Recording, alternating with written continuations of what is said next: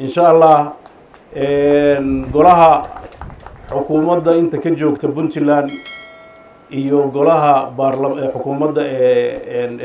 Jubbaland hadda yimid biriba shir wada furmi doona waxyaabaha ay ka wada hadlaan iyo wixii ka soo baxa kulay saxaafadda la wadaagi doona waxaas inii sheegaya waxa ugu weyn oo shirkaas ku saabsan yahay waxa weeye iskaashiga labada dawlad goboleed ama labada dawladeed xubnaha ka ah oo iskaashigooda inay yeeshaan uu dastuurku jidaynayo dastuurku wuxuu jeedinayaa inay dawladda dhexe qodobada 54 iyo 53 dadka si fiican loo akhriyo dawladda dhexe iyo dawladaha xubnaha ka ah inay iskaashi wada yeeshaan ay ugu arrinsanayaan arrimaha masiiriga laba maamulna waxay yeelan karaan iskaashi gaar u ah oo danahooda ay uga wada hadli karaan weli waa la sii xadiday laba walba wixii ka dhaxeeya dana amni dana horumar iyo iskaashi dhaqaale iyo mid bulsho marka Jubbaland wax badan ayaa Puntland ka wada xiriira sida horay ay Puntland iyo South West iyo Hirshabeelle ay shirar noocaas kale u galeen horeyna intii ugu horeysay Jubbaland iyo Puntland ay u wada galeen shirarkaas mid la mid yahay waxaan rajaynaynaa labada maamul arrimaha ka dhaxeeya oo danahoodan inay ka wada hadlaan midda guud ee Soomaaliya iyo waxyaabaha ku soo siyaaday iyo horumarka siyaasiga ay hadda jiraan inay iska wadiyaan maadaama xilli gabaabsi oo kala guura xukuumadda hadda haysay ku jirto shuruuc badan oo runtii wada tashi laga sameeyna aad moodid in dawladda dhexe ay si loo boobsiinayo ugu muhiimsan tahay xeerka batroolka iyo xeerka doorashooyinka oo labaduba Puntland ay mawaaqif ka qaadatay waxaan rabnaa ruuxadooda inaan la wadaagno aragtiyaha geedi socodka siyaasadeed iyo maraaxisha la marayo shirarkaas wixii ka soo baxana waa arki doontaan laakiin anoo ku hadlaya magaca dawladda iyo shacabka Puntland waxaan rabaa inaan halka uga cadeeyo shacabka iyo madaxda Jubbaland inay Puntland garab istaag muuqda oo aan kala harhayn ay ula taagan tahay inay rajaynayso inay wax walba ay ku dhaanto hadday tahay khibrad iyo hadday tahay aqoon iyo hadday tahay dhaqaaleba wixii karaankeeda inaysan waxba ka hagran sida ay waajibkeeda u gudan lahayd bulshadeedana ugu shaqayn lahayd annaguna waxaan rajaynaynaa inaan ka korarsano duruufaha adag oo ay nagu dhaamaan weliba khibradda dhinaca amniga waa nooga fiican yihiin oo meel waa naga khatar badan yihiin oo ragga annaga meelo yar halka noogu jiraan iyagana aad bay ugu dhex jiraan marka wax badan baan isweydaarsan doonaa marka aad baad u mahadsantihiin fariinteyda ugu dambaysa waxa weeye dadka reer Puntland marxaladan inay u diyaar garoobaan ruucbi laguma noolaan karo iyo cabsi waxba halka soo maray waxba halka ka laabtay iyo dadkii oo dhan tension baa haysta horumarkaaba adkaanaya marka waxaan rajaynayaa inaan u istaagno labadan buurood la sheegayo inaan sanadkan 2020 soo afjarno hadii la helin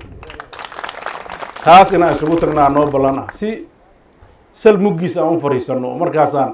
hadda ruuxadeeda dad badan oo hadla waa isaga garaabeynaa sababtoo attention-kan waa ku badan yihiin qaarkoodna cabsi waa isaga jirtaa waxba ka hadal siinaya aan la garanayn marka waxaan rajaynaynaa waxaas inaan iska soo afjarno hadii Ilaahay idan ka dhigo ha la isku dulqaato wixii dawladda ka tabanaya marmar adeeg xagga sharciga ah xumaan nagama aha wax toosin bay naga tahay hadda rag badan oo xirnaana waa sii deynay kuwo horoo dawladda dambiga ka galay oo aanan la xirinna waa iska cafinay waxaan rajaynaynaa inaan ulajeedadeenu xumeeyo isma lihin oo xagaajiyaan isleenahay waan rajaynaynaa inaan wanaagga ka wada shaqeyno waana ka garaabeynaa waxyaabaha dhacayo oo dee waxaa iska jiray niman xamar joogaa intaas dadkan fariimo usoo diraayo intay qaar baa intay xagga tagaa war waxa ninkaa ka tolnaysa kabihiisaa la eegaaba marka adiga nabadaada iyo noloshaada ka sheekeynayo oo wax ka qaban la albaabkiisa ya mararka qaarkood dadkan intaa waa dhaami jireen ma aqaan meelay wax ka xumaadeen ya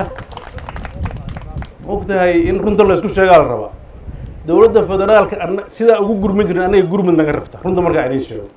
anu waa ka soo shaqeeyay waa joogi jiray laakiin hadba dee jiil cusub oo bahashaan xumaddu iska hayso waa jirtaa laakiin maalin walba mid xumaysan sintaan dhehayna bal ha karaar dhaco annaga naftirkeena waa dhibtoon bahashu waxaa fiican in kala dambeynta iyo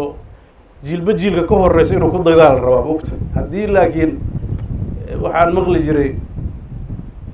nin walba waa qabtaayo dad la oran jiray waa dhallaankii hooyadood yaa dhalmada bare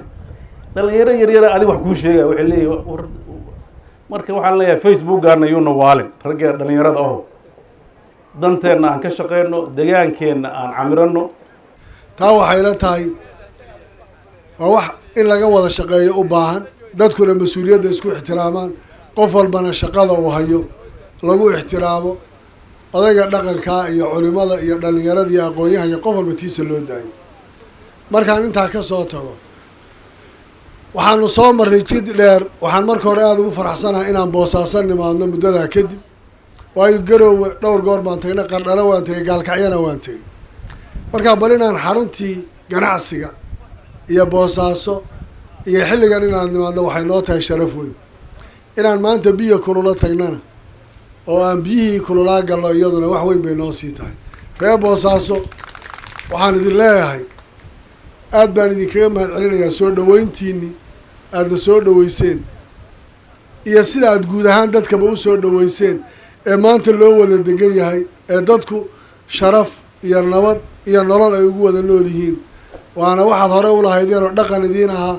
haddana aad ka sii badbadinaysaan waxaan leeyahay mar labaad baan idinka mahad celinaynaa soo dhaweyntii waxaana rajaynaynaa inaan xilyo badanna idiin iman doona haddii ilaahay yidhaahdo midda amniga ee hadda madaxweynihi uu ka hadlayena shacabka amniga sugan waana waa maanta labada buuro ee hadda hareeraha idinka jira ee laga hadlayna inay nimanbaa ku jira hadday dadku iswada xil qaamaan oy gartaan waxaan inay cadow yihiin oo magaalada soo gala farta lagu fiiqo annaga hadda kismaayo amniga ugu badan ee ka jira shacabkaa iska laha islaam baa waxay ku odhanaysaa ninkaasaan ka shakiyey makhaayadda soo fadhiistay muuna iman jirin ma aqaano god baa meesha laga qoday carradaasaa kor taala dadku iyagaa waxay ka shaqaynayaan nabadgelyada iyo amniga laakiin haddaad tidhaahdo oo maxaa iga galaya laamaha amnigu may arkaan iyo haddaan anigu sheegay anaa hadhow lay qabsanayaa iyo weligaa amni ma heleysa kalsooni darrada in la iska daayo oo dadku ay ka shaqeeyaan iyagu inay ku dareeraan ay soo qaqabtaan baa ugu filan sababtaa meel fog bay ka yimaadeen wax yar baana ku filan in dadku ay ka wada shaqeeyaan keliya idinku filan markaasay meesha aad xagaabaxa meelo fog fog u baxaysaan buurahan aad iska aadi lahaydeen maalgashi iyo wax walba idinku filan waxayna tahay taa markaa waa mid daruuri ah inay dadku ka wada shaqeeyaan amniga si cabsiduna u baxdo horumarkuna uu usii badnaado waa wax guul iyo sharaf idiina waxaan u nimid inaan reer puntland uga mahad celino garab istaaggii buuxay ee jubbaland ay garab istaageen oo ahayd mayna dhisanteen markii hore haddayna puntland garab taagnin maantana haddaan isgarabtaagga cad ee puntland ayna jirin reer jubbaland dhib badan bay la kulmi lahaayeen